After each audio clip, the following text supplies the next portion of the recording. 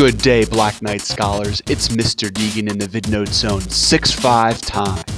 First, the learning target. I will understand how India broke free from British control. Let's talk about it. First, to review, the Mughal Empire had set up shop in India in 1526. The Mughals control the northern part of the country. And the British love Mughal textiles, so much so that the British businessmen set up the East India Company in the country in 1612. And this map here shows you all of the area in pink. That is where the East India Company controlled. Loss of power. Here you see full bar to almost completely out of juice. Barbar, he was the first Muslim emperor, and the Muslim Mughal emperors start to lose their political power in the 1800s. A powerful company takes its place. It's the East India Company. They had much power in India, the power to tax, the power to raise armies, to reach agreement with local Indian princes, and to take over some areas of land without needing permission. So you could say that the East India Company was as powerful as Google is today. Anger over taxation without a voice. What sparks the anger? Both poor Indian peasants and wealthy aristocratic landowners, they become angry at the taxes that the East India Company is putting on goods and land in India. And this is an example where you have the Indian people serving the needs of the British. This servant is actually washing this man's feet. What? The anger boils over. May 10th, 1857, the Indian soldiers called sepoys attack English residents in northern India. That's how you spell sepoys. These sepoys were Indian soldiers who had served for Britain in the East India Company's army, and there were about 300,000 of them. And here is an example of an attack in 1857.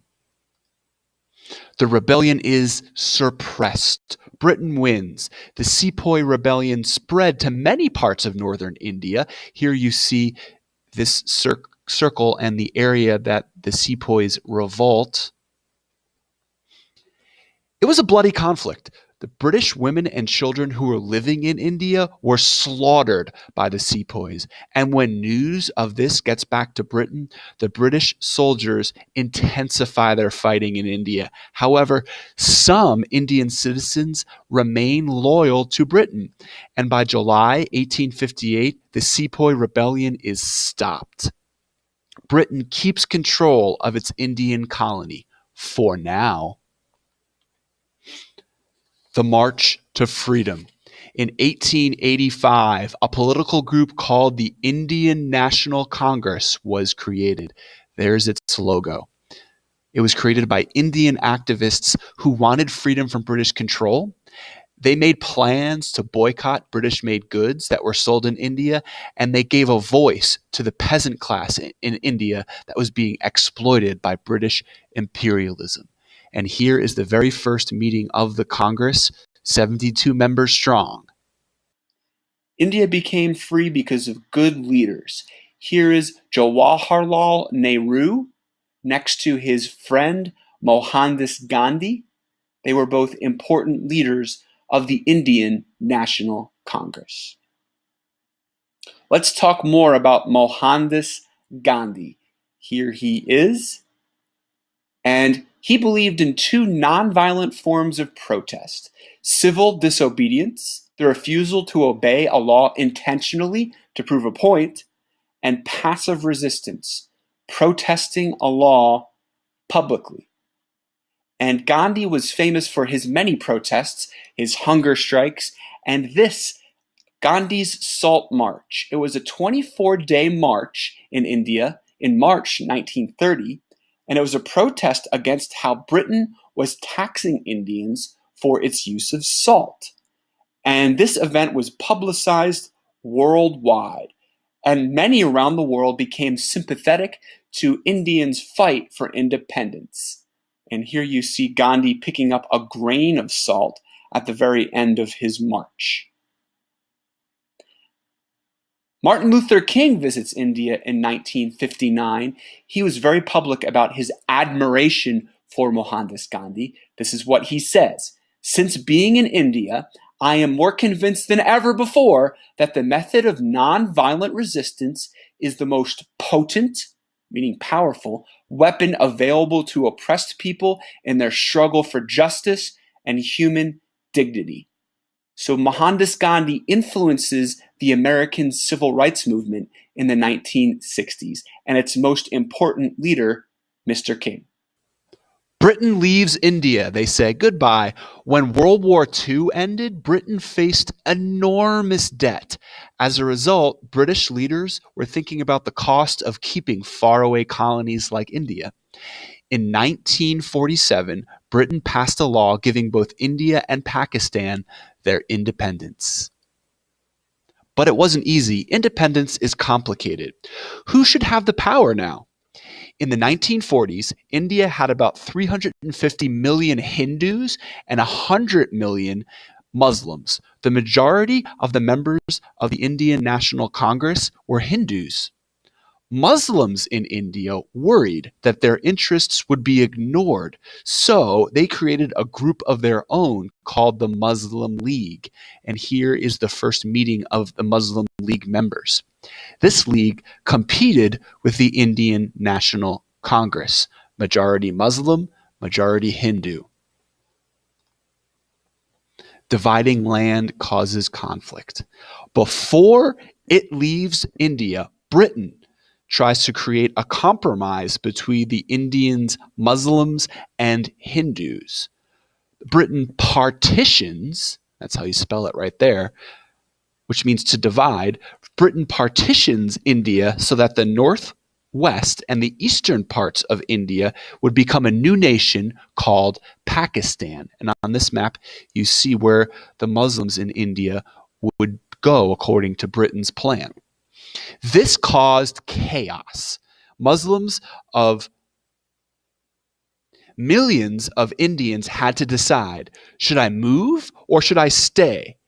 As people moved, violence erupted. You had millions of refugees, and here's a picture of these refugees leaving their homes for a new homeland. Hindus were killing Muslims heading to Pakistan. As many as 1 million died in all of this.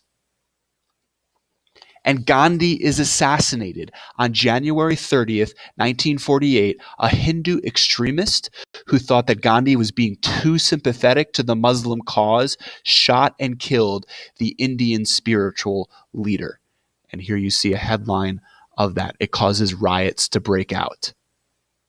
And this was a symbol of the chaos that was going on at the time as well. And here's the funeral for Gandhi. After the British leave India, there's a new leader of a free India, and he happens to be Gandhi's right-hand man. You're going to meet this man now. Jawaharlal Nehru. Who is this man? He was important because of his accomplishments. He became the first prime minister of an independent India. He helped write India's 1950 constitution that wanted to prohibit, to ban, the caste system discrimination that was in India. If you were in the upper castes, you were considered royalty and better in society. If you were part of the lower castes of India's society, then you were considered the untouchables. You were somehow tainted. Well, Nehru wanted to get rid of that.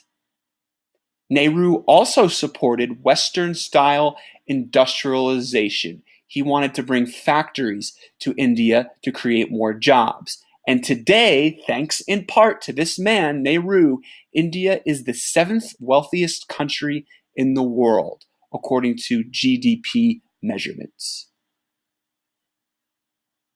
We can't forget India's Iron Lady, Indira Gandhi. She was in power in India from 1966 until 1984. What did she accomplish? First, she was Nehru's daughter. She was the first female prime minister of India, and she formed a closer relationship between the Soviet Union and India during the Cold War, and she was responsible for creating India's nuclear weapons program, which made India a force to be reckoned with on the world stage. India today. Today, India is the world's most populated democratic country. About 1.3 billion people live in India today. And India today has 29 states that all have their own political power, similar to the way America's 50 states have some state government and some state power. And this whole system of states is called the federal system. We are almost done, ladies and gentlemen. We have but one research question remaining. Write that question now. And when you're done with the 6-5 VidNotes. This is Mr. Deegan signing